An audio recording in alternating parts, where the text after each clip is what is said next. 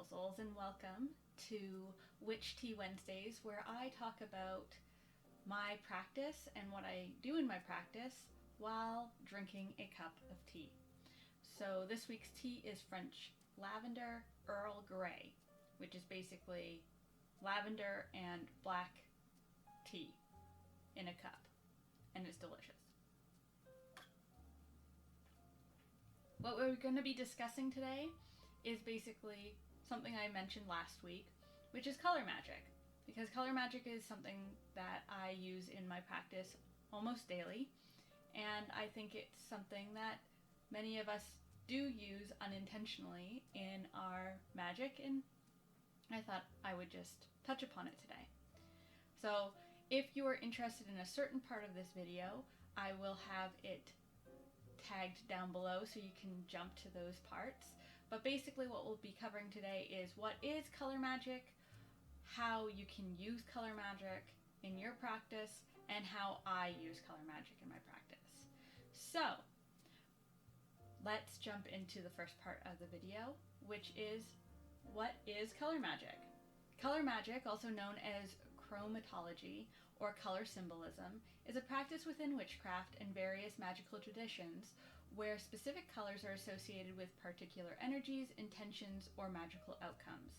Practitioners believe that colors carry unique vibrations and correspondences, influencing the effects of spells, rituals, or magical workings.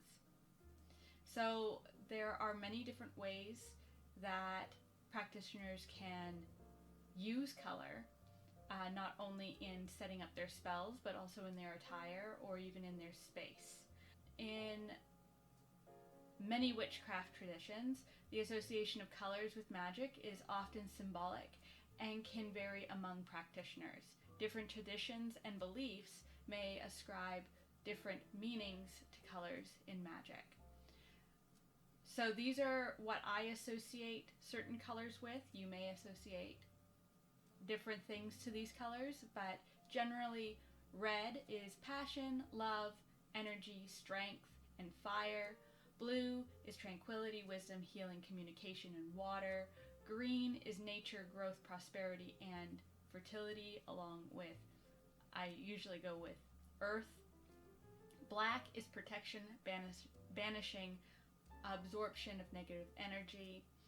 I also call it the witch's color because generally witches wear black while doing rituals.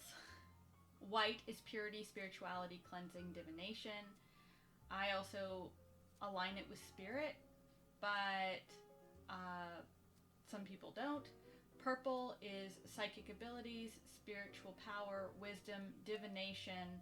I also align it with royalty, but I grew up in a Christian sphere, and usually purple is the color associated with like Jesus and that kind of thing. So that's a whole other thing. Anyway, yellow, joy, creativity, intellect, and communication. I also associate it with the sun and happiness, which kind of goes with joy. Orange is success, confidence, and creativity. Pink is self-love, friendship, emotional healing, and brown is grounding, stability, connection to nature, also earth sign. So yeah, those are how I look at colors. Basically what color magic is. It's basically the association with color to an outcome for a spell. So for instance, if you want an abundance spell, people would usually use the color green or gold in their abundance spell because green generally lines up with the color of money and gold generally lines up with the color of precious metals. So people would use green or golds in their abundance workings to bring in money or precious metals. Now we're going to move on to how you can use color magic in your practice. There are many different ways you can use color magic in your practice. You can use candles if you need to do a candle spell, or you just want to burn a candle with an intention behind it. Generally, people would choose a colored candle, such as a red candle for passion, green candle for prosperity, blue candle for communication, purple candle for spiritual work or divination, black candle for protection. These different types of candles can help increase the intention or set the intention of your work. You can also do altar decorations, so if you are a person that has various altars, you can have an altar specific for money, so you can have the greens and the golds and the precious metals and the crystals all on there.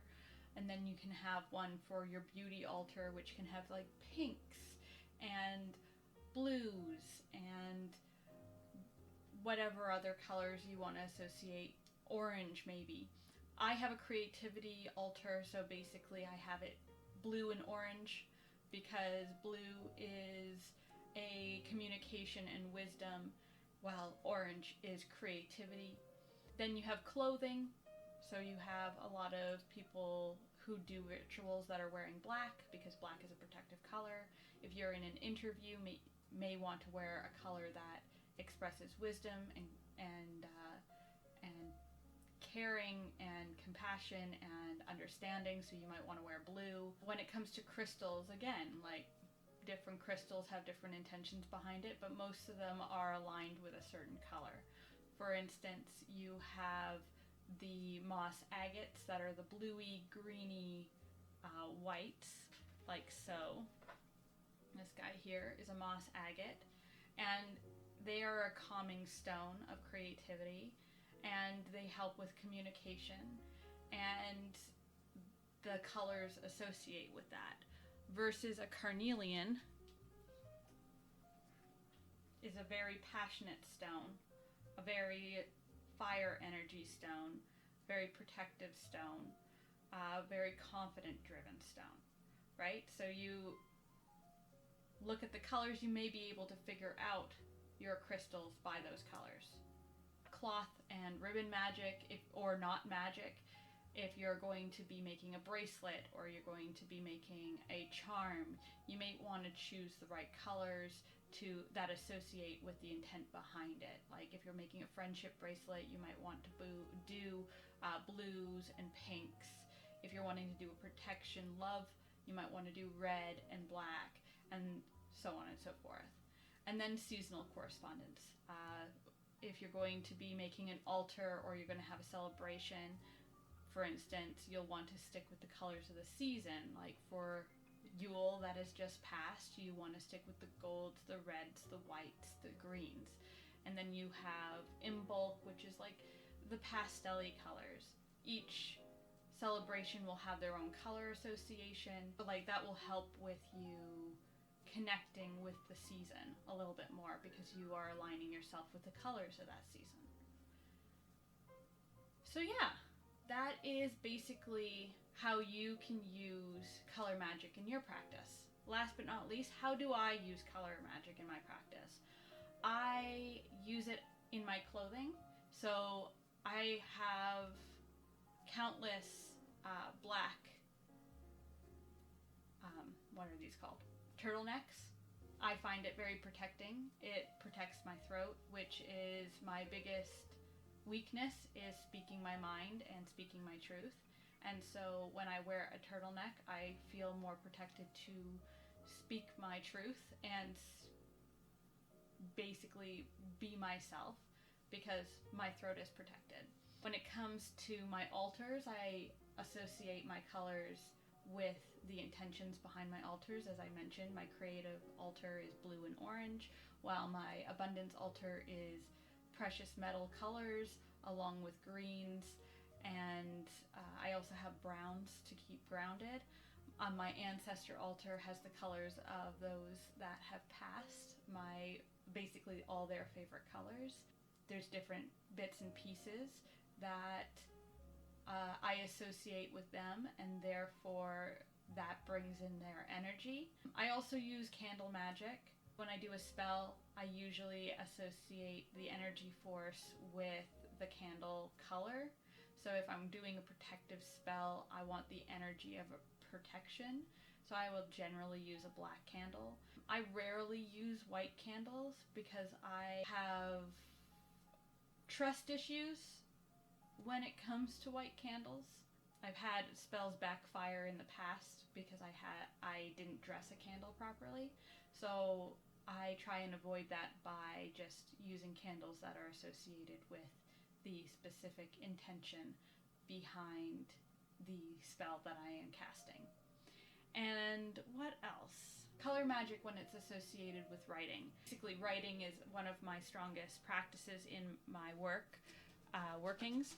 I get myself a collection of colorful pens. This one's not colorful. That's a black marker. I have a collection of colorful pens. These are not even half of them. And when I am doing automatic writing or writing out intentions or spells, I will use a color that is associated with said intention spell. And yeah, that's basically how I use magic or color magic in my practice.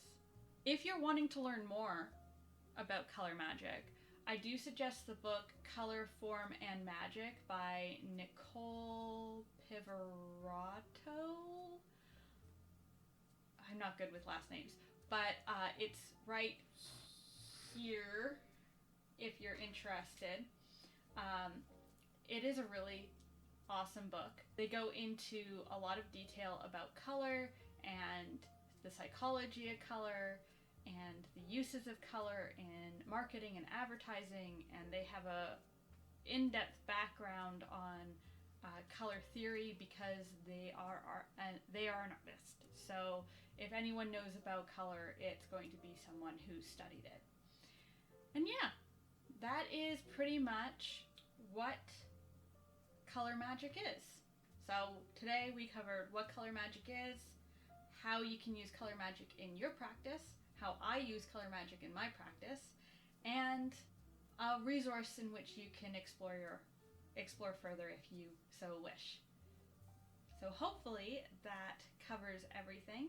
If you have questions or you want to mention how you use color magic in your practice, leave it in the comment section down below. If you liked this video, give it a thumbs up. If you want to see more of my content, like, favorite, and subscribe. And until next time, my magical souls, stay safe, stay magical, and have the day that you deserve. Toodles for now.